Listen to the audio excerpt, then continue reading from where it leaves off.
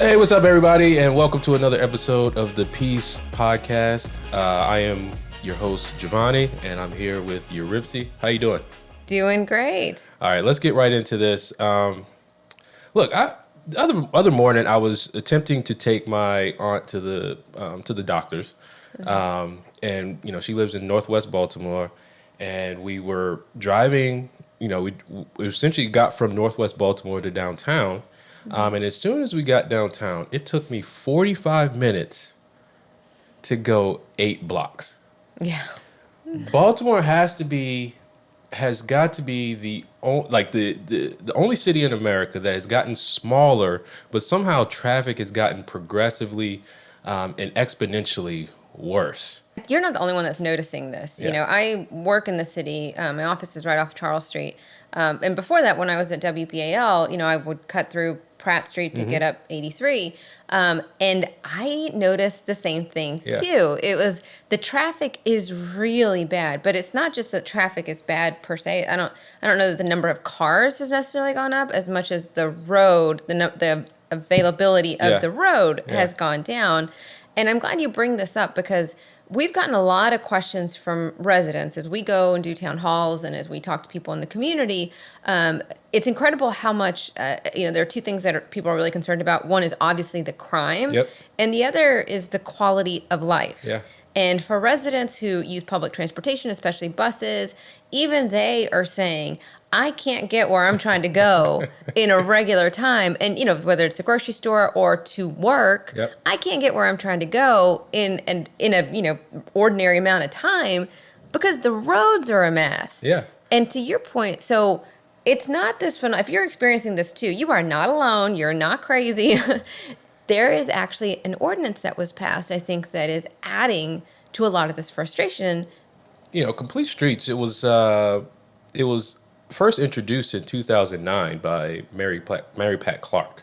Okay. But it was introduced as a resolution, right? As a council person? Yeah. So she, Mary Pat Clark was, I forget which district she represented, but it was East Baltimore. It was introduced again as a resolution to say, as Department of Transportation and as, a policy, or not policy, but we're going to adopt an approach to the way our streets are laid out to better, for better accessibility and things like that. So the resolution passed, and Department of Transportation had been, doing the best that they could to adhere to it. But, like anything, you have to have some give and take, because everything can't be, you can't just prescribe it. It has to be like this. Like there has to be some flexibility in the policies. But then Ryan Dorsey in 2017 said the President councilman. current councilman said that this hasn't gone far enough. And as a matter of fact, the Complete Streets ordinance was really the basis of how he got elected, right? Because the group Baltimore was, is essentially a political advocacy group, and they're advocating for bikes as the form of transportation. But of primary transportation. But if you look at it, they're really kind of like a local chapter. And we talked about this last week on our last episode. They're really kind of like a local chapter of this national organization called Smart Growth America. But Baltimore is really what was the catalyst behind Ryan Dorsey getting elected, right? And the basis of that. You mean he didn't just come out of thin air? No, God. No. And the basis of him getting elected was that he would essentially, adopt the Complete Streets policy and ordinance, right? So we already had the resolution, but now because that hadn't gone far enough, according to, the advocates, they said, we need to essentially codify this, right? So, I've been reading some Thomas Paine lately, some common sense, and it's really interesting because governments really only can work through compulsion, right? To make things, we have to force you to do it. Take taxes, right? Who wants to pay taxes, really, right? Nobody. And so the only way governments can get things done is really through compulsion. So now this ordinance is compelled on the people, and to me, it's entirely too prescriptive, and that's why we're seeing a lot of the struggles we're seeing in transportation. Yeah, and just to back up a little bit, what's interesting about complete streets, right? So I have always been fascinated by engineers. I think engineers are fascinating. My brother is an engineer. I think my 8-year-old is probably going to be one, just because of the mindset that engineers have, right? So one of the things that I've always thought is really cool about the field of engineering is how you create things. Yeah. So take, for example, the building of a house or the building of a highway or a roadway, right? You might look at that as an engineer and say, okay, what is the most effective, what's the most efficient way to get people from point A to point B? Okay, like we've got the city of Baltimore, we're going to build roads, we're going to do this, this, and this, right? Yep. You might also look at it in different terms. Like me as a driver or as a pedestrian, I don't know how the roads got there, but I am very grateful that they are there, okay? My brain doesn't work in that kind of mentality to figure out, all the different avenues, and this is where the crosswalks are going to be, and this is how many stoplights they're going to be, and this is why.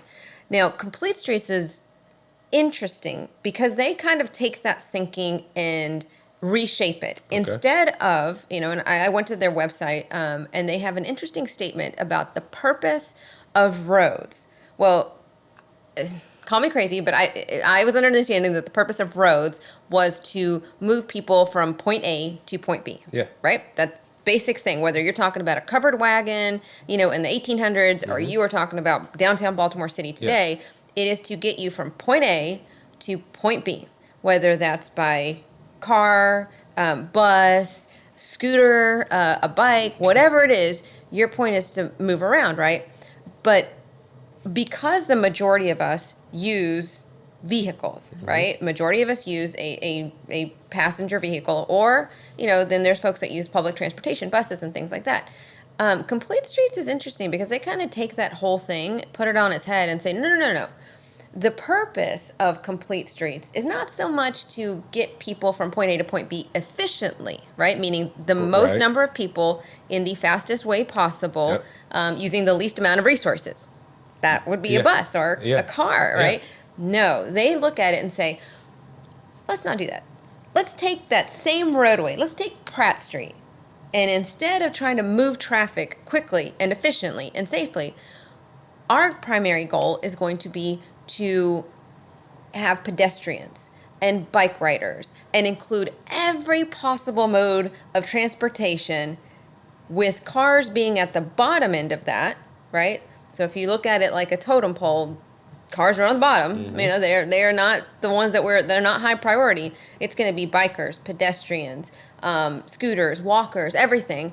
And then we'll, leave some space for car riders.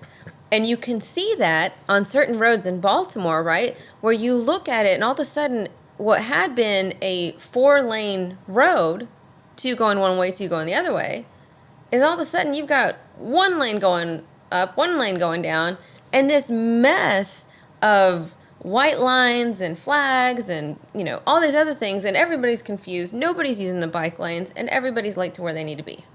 One of the objectives, right, was to calm traffic, right? And I agree. Like, there's some people drive too fast, right? Yeah. But the solution to that isn't to make driving harder, which is the objective. It's the implementation of the Complete Streets policy, right? As it's implemented, it has made driving harder, which is one of those side objectives, because they claim they want to reduce, the cars that are on the road and make things more accessible to people who don't have cars. But what you end up doing, again, is making it more frustrating for the drivers that exist.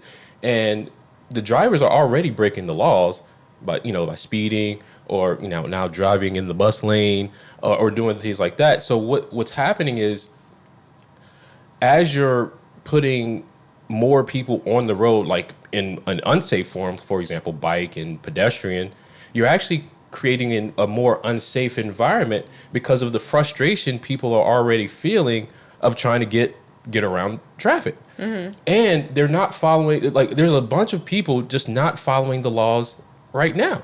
Like, if you can drive through Baltimore at any time of day right now, right? And it will not be surprising to see at least 1 or 2 cars running red lights. Oh, yeah. I saw it yesterday morning.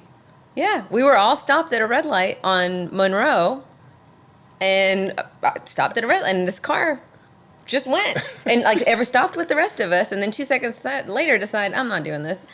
Took off. So yeah, red lights are optional, right? The bus lanes are, just symbolic. And I'm referring to the people that these policies are attempting to address, right? Yeah. Because you have to enforce the law, right? But this policy and this implementation really is causing, again, more frustration. It's taking, like I said, it took me 10 minutes to get from Northwest Baltimore to downtown, and I took Pennsylvania Avenue. Right? I took Pennsylvania Avenue to get downtown. As soon as I got to Green Street and Mulberry, Green Street and Mulberry, it took me 45 minutes to get to St. Paul Street.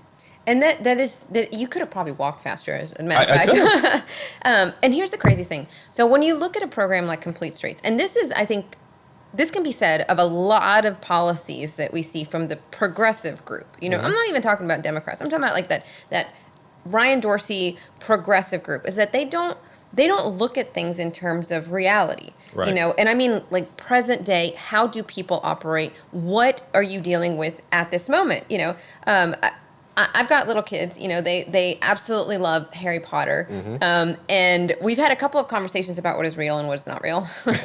You're not going to get a letter when you turn 11. Like, it's just not going to happen, But they would love that to be the case. Yeah. Some of these folks in the progressive side tend to look at the world not as it exists and not even as they would like it to be, but it's like they imagine this whole different kind of almost Harry Potter-esque world where you can just ignore reality of how people behave and how people operate and what people need. Yep. So here's what strikes me. A couple of months ago, you and I were at a protest. There was a protest in regards to the bike lanes that were being added. And one of the things that struck me was that the folks that were there that were advocating against these bike lanes were not political activists. They were not conservatives. They were ordinary residents who live in these communities, and they were saying what you are trying to shove down our throats is A, not how we presently live, and B, not how we want to live. When you look at Complete Streets, it's like when I say that they can create their own alternate universe. They are not looking at a problem, which is that, yes, people are driving too fast. Yes, sometimes pedestrians get hurt or even killed. They're not looking at that problem and saying, how do we solve that? Instead, what they're doing is saying, I have a solution, and the solution is everybody's going to ride a bike, but cars will be an afterthought. You're not even we don't really need them, right? But everybody's going to ride a bike, or they're going to ride a scooter, or we're going to walk, and it's going to be great. And most of us are sitting here saying, what universe do you live in where this is a reality and can be a reality for the majority of people? Yeah. It's not reality. Well, I think you hit the nail on the head, right, when you talked about that imagination. Because one of the buzzwords now is reimagine, right? Yes. So, if we're going to reimagine, public transportation or public safety or any of these, key elements of that need to be addressed, criminal justice, you can't live in a real world, right? We're reimagining, and I think that's oftentimes what's lost. To your point, is that there are fundamental things that we should adhere to. If you're a basketball player or a football player, every year there should be time set aside to just practice basic things, dribbling, right? Form, like when you're shooting, right? Free throws, right? If you're in basketball, so there's just basic fundamentals of basketball that you would practice, right? And it's like, to your point, those fundamentals are just being thrown away, right? We don't have to dribble anymore. Somehow we can just reimagine how we're going to get up and down the basketball court, and somehow we're going to float, right? Yeah. That would be great. Despite things like gravity existing. Yeah. Despite that there's rules like in basketball, like traveling, like you can't travel, you can't just carry the ball, right? So it's like we're ignoring those fundamental concepts to achieve this imaginary goal with things like complete streets. Yeah. Right? I'd like to take a moment to thank you for the sponsors of this episode. Patterson and Associates Financial Group, creating generational wealth one family at a time. You can visit them online at www.pandafg.com. I think, people who support the ordinance and the way this was introduced, I think we can all agree on certain things, right? We can agree that, traffic is, some drivers are driving too fast, right? We can agree that we need, better forms of transportation. Right. We can agree that there should be more community involvement when it comes to some of these things, and more safety planning for pedestrians, and more safety pedestrians, right? But it's interesting, so we can agree on those things, but I think we need to actually start having those conversations, right? And actually start, and when people disagree, right, accept it, right? Because that's how things get better. You're married, I'm married, and if it was, and we talked about this before, but if it was just all your decision, how would things turn out? Would not be a happy house, right? Right. And it's those differences that really bring out the best in us. But that's one of the things about Complete Streets, right? Because Complete Streets is not it's not a native thing. It's not a homegrown thing. It didn't come from Baltimore. It came from way outside of Baltimore. And you have this national organization that is just looking in different areas and saying, oh, Baltimore might be a good idea to put our vision for what transportation should look like. And then they're shoving it into these communities. And, I think we should start with one of the premises that they seem to have, which is that cars are bad. If you start with the idea that cars are bad, end of story, and period, that's it, right? End of sentence. Then, yes, you're going to do everything that you can to create roadways that almost exclude cars, right? But think about from the perspective of somebody living near Patterson Park or somebody living, in West Baltimore. Are cars bad? Because as I said, we're not living in a Harry Potter world. No. We have to deal with the reality. And the reality is that, I have two kids. One of them was born in December, late December.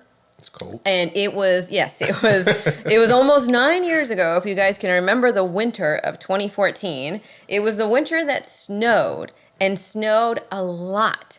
Now, think about this realistically. If I was living in downtown Baltimore and I had my brand new newborn baby, right, in the middle of winter, and Complete Streets had their way, then my choices would be very limited to, okay, look, I've got to go to the grocery store. I've got to take my baby to the doctor, right? Because newborns go to the doctor, seems like every other week. And I've got to carry her, walk with her, put her on the back of my bicycle, or a scooter seems horribly unsafe with a newborn. I'm not doing these sorts of things, right? And so, or public transportation. And I can tell you as a new mom, and even now with my children, yes, they're in school and germs are everywhere. That's a reality. But if you have an infant, if you have a sick child, and now you have to get on public transportation, now you're exposing everybody else to this. We know during COVID that was one of the things that they said is to limit the use of public transportation when everybody was sick, because guess what we do? We spread it, right? Yeah. And so these are the realities that the folks at Complete Streets, like when you are asking for when you are demanding a revitalization or redoing, I guess, of all of the transportation networks, roads, so that cars are almost excluded from that conversation, you're not living in the reality. A rainy day, and you've got to go pick up your kids from school, or not every day is going to be a nice 60-degree Hallmark kind of day. Not every day. And that's what is being, like, part of the American way is just you have options, right? You shouldn't, we don't have to force everyone down one path, but there is, to your point, something bigger at play. So you talked about Smart Growth America, which is kind of like the national organization, but there's also another initiative called the 15-minute cities, right? So everything you would need would be within a 15-minute walk or bike ride. Right. So essentially this idea of the Complete Streets feeds into this objective of the 15-minute city. So in your case of having to carry your baby, right, it would only be a 15-minute walk, right? The doctor or whatever you need would be right there within, your local community, which is the objective that's being essentially pushed. Do you know where that exists? In my daughter's little critters play area. I mean, as I'm telling you, it's not reality. Like, I do understand that there are communities where that might be somewhat of a reality, right? I had a girlfriend who got married in Germany when we got out of college. She actually got married at a castle in Heidelberg. It was ridiculous. But here I am in Heidelberg, Germany, and they do have these cute, like, you can walk, you can take the train into town, and there's an apothecary, and there's food, and then you take the train back. And yes, it's not just in my daughter's little critters community, For those of you who don't know, it's like the little animal families, and you can buy little shops and little houses and all. It's a whole community, like Polly Pockets. Yeah. But the truth is that is not the reality for the majority of people. And, I don't mean that we can't, if we forced everything that a human being might need within a 15-minute radius, right? Mm-hmm. Your grocery store, your doctor's office, your job. Yeah. But that means that you are limited to your life, your community, your livelihood is limited to that 15-minute radius. Yeah. And that, again, to your point, is not reality, and the freedom that it takes away from people. So here's one thing. Have you ever watched those videos where, there's a janitor at a school, or, somebody who takes public transportation, and it takes them 2 hours to get there each way, and then everybody puts their money together, and, they go and they present this person with a car, not a bike, not a scooter. I've never seen somebody, give somebody a bicycle and one of those, look, we all gathered our money and got you a Huffy. Like, no, that's not what they do. But why do they do a car? It's convenient. It is convenient. It keeps you out of the elements. I remember seeing a story about a janitor who would like bike an hour and a half or 2 hours every morning to the school, and they were like, this is going to keep you out of the snow, and they were talking about how he would ride his bike in the rain, and it is convenient. Yeah. It is about safety, but it's also about personal freedom. Right. And that's the big thing. You should be able to, Jovani, if you got a job offer 30 minutes away driving, right? If you under the complete streets model, you got to move. Sorry. How are you going to get there? Move. This is a reminder that if you like what you hear, you can always follow us on our mailing site. You can join at our website. It's peacebaltimore.com, and that's p.e.a.c.e. Baltimore.com. You can join our mailing list, stay up to date on all the things that we're doing in the community.